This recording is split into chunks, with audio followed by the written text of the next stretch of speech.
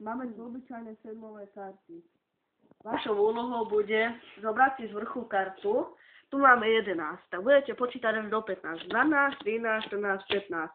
A tak si urobíte ešte dve nasledujúce kôpky. A ja vám poviem súčin tých troch kôpok. Nech sa páči.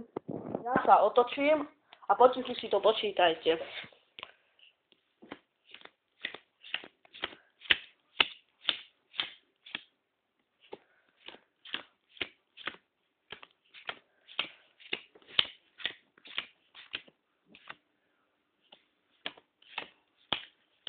Nech sa páči, tu máte tie karty.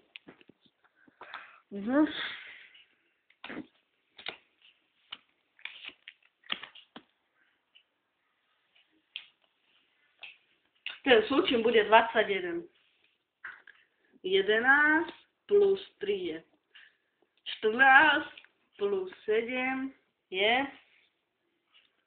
21. Áno. Takže vám to vyšlo.